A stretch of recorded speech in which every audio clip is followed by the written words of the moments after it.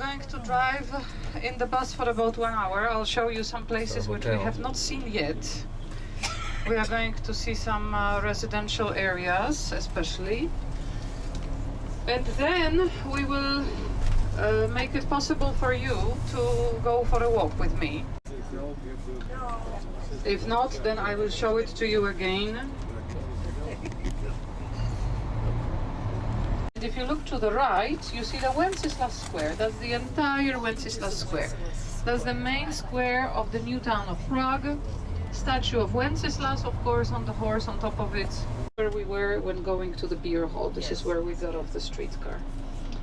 So in front of us on the right, you will see the the town hall of Newtown. These towns that I'm mentioning, Newtown, Old Town, Castle District, Lesser Town, they were all separate towns in the Middle Ages. They all constituted one big city of Prague, but they were like separate organisms. So this was the town hall of the new town here on the right. It's an original medieval building. Chapel Square. And this is where the so-called Prague defenestration took place. And they tore down all the medieval buildings, especially here in the new town area. And they replaced them with these beautiful turn of the century, so mostly 1890s, 1900s buildings. Two districts. Movement. When we were coming from the beer hall, here you see it on the right, the black roof with golden crown. Now again, please look to the right, you can only see the top of it behind the trees. But that's the most impressive building in the whole city, I would say. So also built as part of this Czech revival. Right side, which is a real palace. They used to belong, I told you there was no aristocracy here, very limited aristocracy. There was the money aristocracy though, the bourgeoisie, the money people.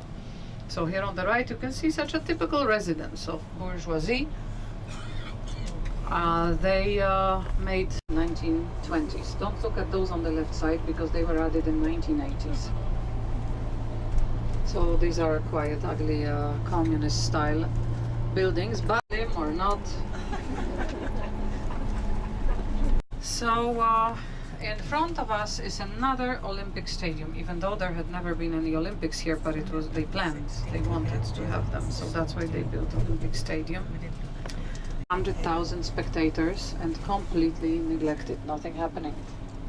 All closed down, some small businesses are on the ground floor, but maybe some warehouses or something like this. On the right side, this huge tower, that's the ventilation tower for the underground sections of the stage bus.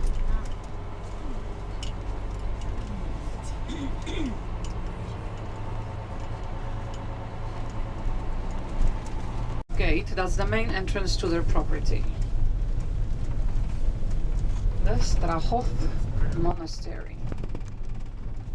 And now we are in the castle district. The castle-like structure, which was built somewhere in the 1600s, but of course was modernized and so on. But what is important, this was and still is, the headquarters of the Czech Foreign Ministry.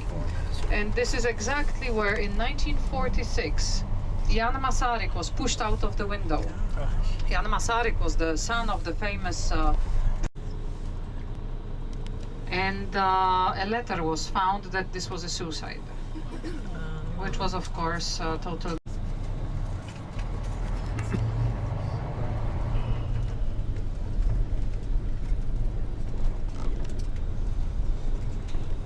So here in front of us, this huge mess that you see, that's the tunnel.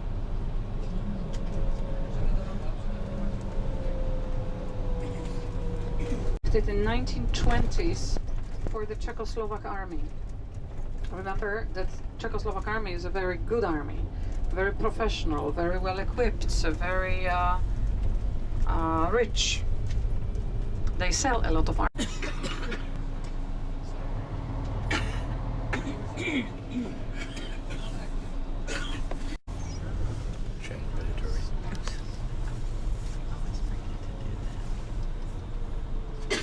Very wealthy Jewish family, and here it is, in front of us on the left. residence, American ambassador flag. This is only the residence of your...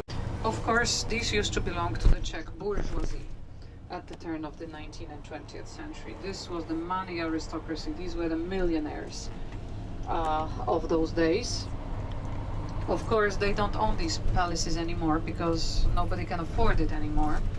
So they are all either embassies or they are a pharmaceutical company headquarters for Czech Republic. So these are the only ones who can afford it. And if you look to the left, these are the most expensive apartments of Prague.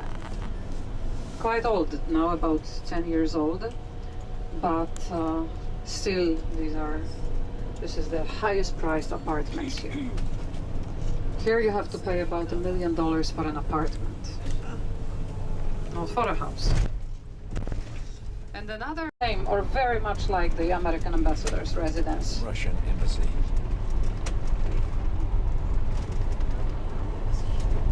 And this whole area belongs to the Russian embassy. That's of course the largest embassy area in the Czech Republic.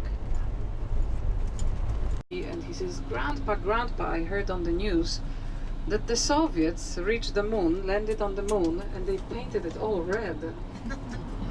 And Grandpa said, don't worry, son, don't worry. Americans will arrive there too, and they will take white paint and paint Coca-Cola sign on it.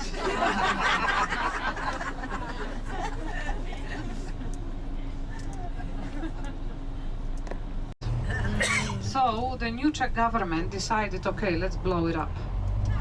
And he gave the order. Here it is on the right side. I mean, it's not there any longer, but there is the meadow. Oh. See, there's a huge square. Yeah. And at the end of it, overlooking the river, stood the statue. So nowadays it's the same.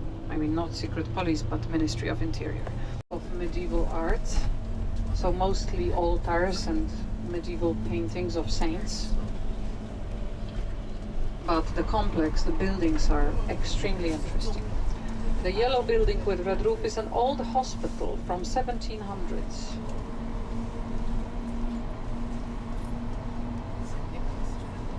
And then the two modern hotels, which don't fit the panorama very much. In front of us, where you see the church with the green cupola, two towers, I mean one tower and the green cupola, that's the center of Lesser Town. That's where we are heading. Lesser Town Lesser Square. to the castle, hence the name. The castle is on the other side of the church advance. We do not see it. So this is the second oldest district of the city, or part of the city, which dates back to 1200. And it's the most, in my opinion, the most picturesque part of the city as well. This is where you find the largest number of palaces that used to belong to Czech and Austrian and German.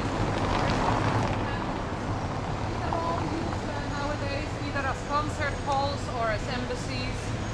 So this is Lesser Town Square, and in front of us is the most famous church in the whole city. This church is called Nicholas in the Lesser Town Church.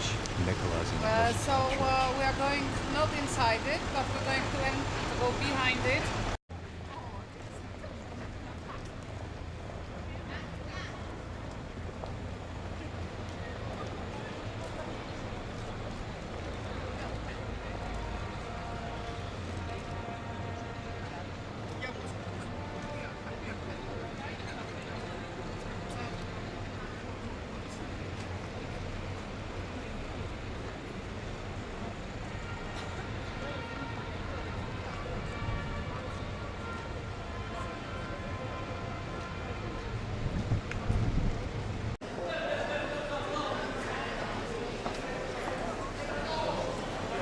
In Prague, Czech Republic.